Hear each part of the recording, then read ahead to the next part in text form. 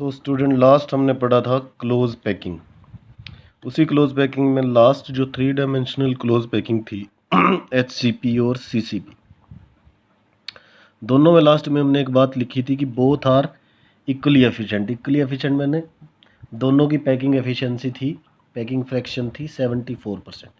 वही packing fraction या packing efficiency क्या होती है वो हम पढ़ेंगे। इसको स्पेस ऑक्यूपाइड बाय पार्टिकल्स वो भी हम बोल सकते हैं, परसेंटेज स्पेस ऑक्यूपाइड। तो पैकिंग एफिशिएंसी है क्या कि किसी यूनिट सेल में पार्टिकल्स भी होते हैं, तो space occupied by particle divided by the total volume of unit cell. मतलब कि अगर वॉल्यूम 100 है तो उसमें से कितना परसेंटेज वॉल्यूम जो है वो पार्टिकल ने ऑक्यूपाई कर रखा है, उसी को हम क्या कह देते हैं, पैकिंग एफिशिएंसी। तो सबसे पहले ये पैकिंग एफिशिएंसी हम पढ़ेंगे in case of simple cubic unit cell. Cubic हम इसमें लेंगे, ज़्यादा की हम बात नहीं करेंगे, सिर्फ क्यूबिक यूनिट सेल के बारे में हम ये पढ़ेंगे। तो सिंपल क्यूबिक यूनिट सेल का स्ट्रक्चर ये आपके सामने है। अगर मैं स्पेस फील्ड स्ट्रक्चर बनाऊं तो ये इस तरीके का होगा, जिसमें पार्टिकल एक दूसरे को आपस में टच किए हुए हैं। समझो इसी यूनिट सेल का मैंने फ्रंट फेस दिखा दिया है। अब यहाँ से हम एक बात देखते हैं कि इसकी जो एज लेंथ है ए, वो लगभग वो बराबर है 2r के। Edge length of a is equal to 2r। r क्या है, रेडियस ऑफ पार्टिकल्स।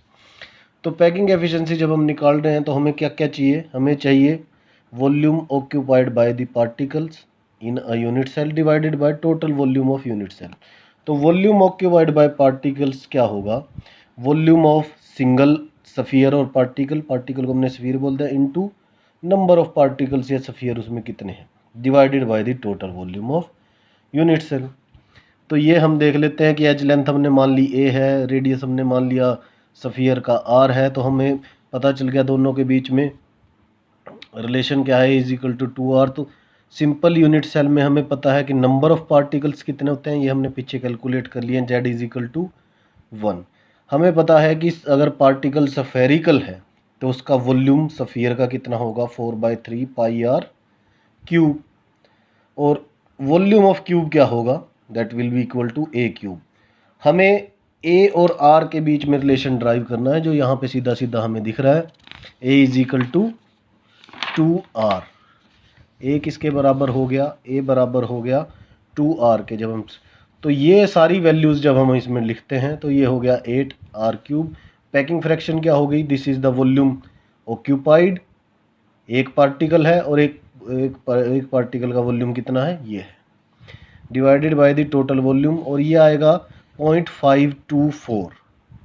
अगर 1 करते हो, अगर परसेंटेज में लोगे तो 52.4%, ये हो गया 52.4%। तो ये इसकी पैकिंग एफिशिएंसी होगी, मतलब कि 100 में से 52.4% जो स्पेस है वो ऑक्यूपाइड है in simple cubic unit cell. अगली बात हम करते हैं FCC यूनिट सेल की, face centred cubic unit cell की। Face centred cubic unit cell आप लोगों को पता है कि क्या होता है, जिसमें कॉर्नर के अलावा पार्टिकल्स फेसिस पे भी होते हैं। तो अगर इसका मैं सामने का फेस आपको दिखाऊं स्पेस फील्ड मॉडल, तो ये इस तरीके से होगा।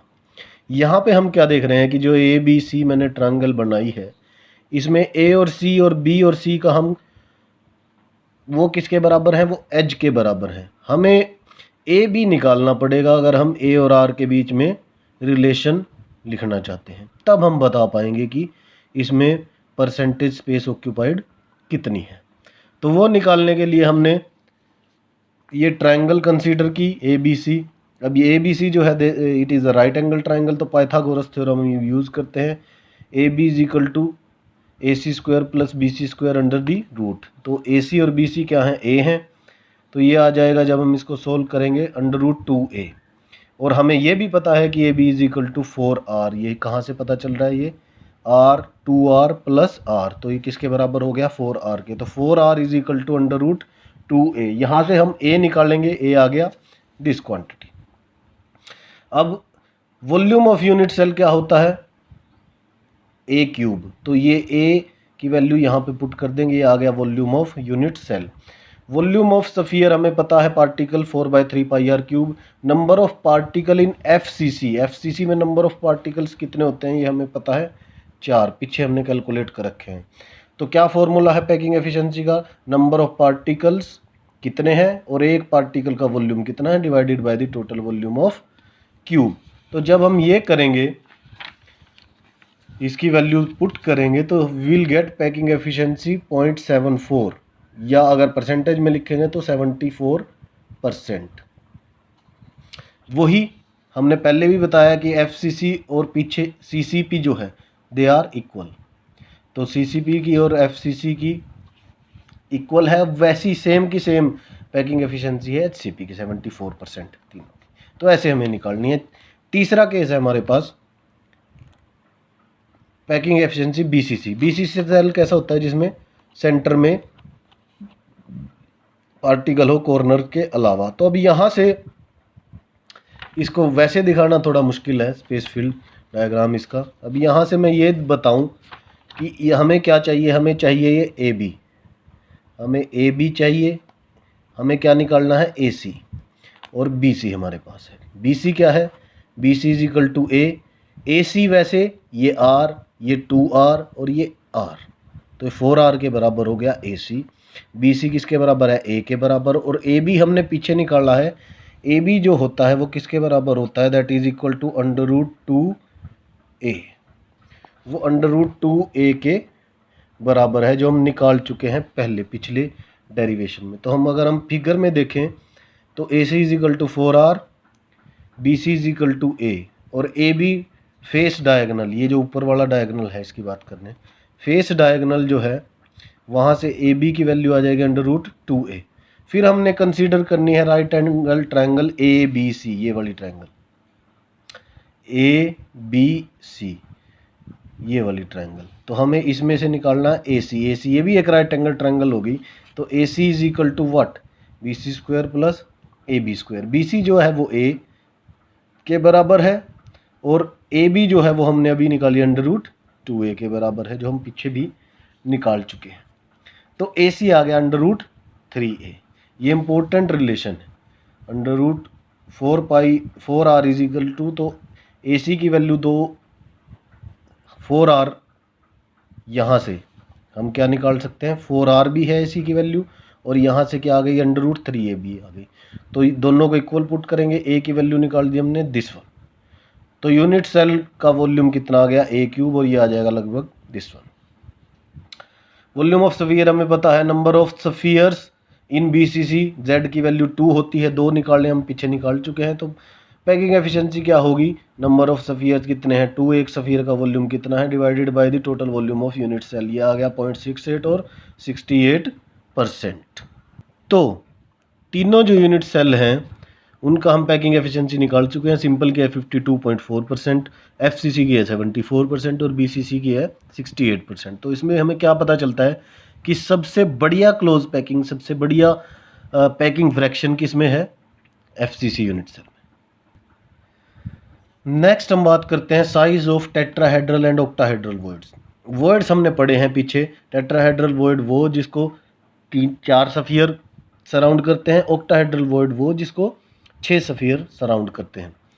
तो वॉल्यूम फॉर्मूला दोनों का ये है रेडियस का, टेट्राहेड्रल का RT 0.0225R, इसको ऐसे भी लिख सकते हैं R प्लस, यानी कि कटायन की रेडियस 0.225R नेगेटिव। ऐसे ही ऑक्टाहेड्रल में RO 0.414R, और ऐसे भी लिख सकते हैं R प्लस, क्योंकि जनरली जो टेट्राहेड्रल या ऑक्टाहेड्रल वॉइड होते हैं उनमें जनरली कटायंस होते हैं मोस्ट ऑफ द केसेस, इसलिए इसको R प्लस लिखने का मतलब है रेडियस ऑफ कटायन, और R माइनस लिखने का मतलब है रेडियस ऑफ अनायन।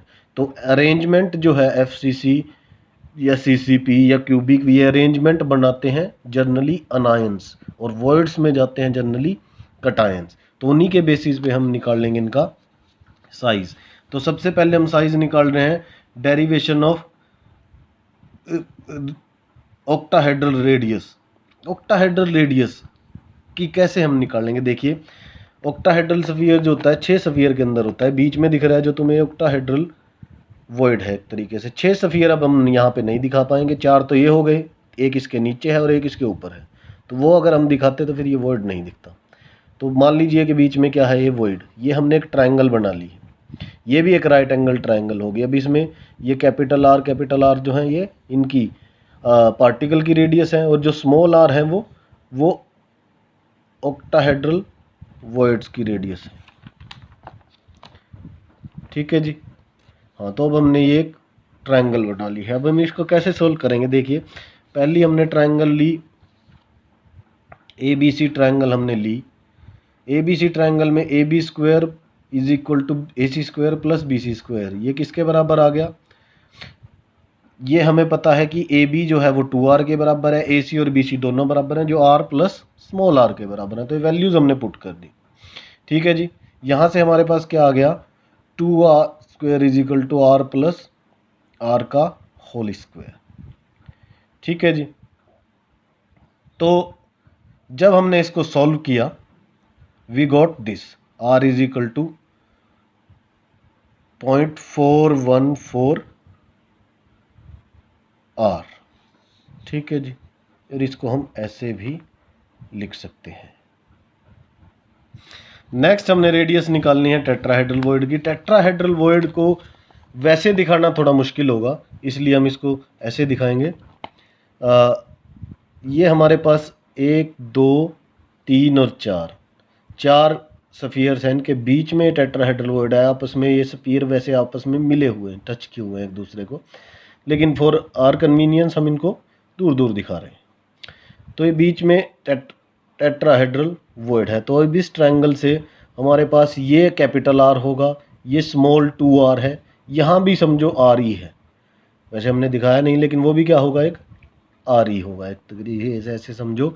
तो ये ट्रायंगल हमने यूज़ करनी है ए बी डी, और ये ट्रायंगल ए बी डी, ये तो ए बी डी हो गई, एक ट्रायंगल हमारे पास बन रही है ए बी और सी, दो ट्रायंगल इसमें हमारे पास बनी है। तो सबसे पहले एज लेंथ इसकी ए ही है, और ट्रायंगल ए बी सी में हम देखते हैं ए बी सी, तो ए बी निकाल लेंगे, हम पहले भी निकाल चुके हैं। ए बी क्या आएगा, √2a, पहले भी हम निकाल चुके हैं।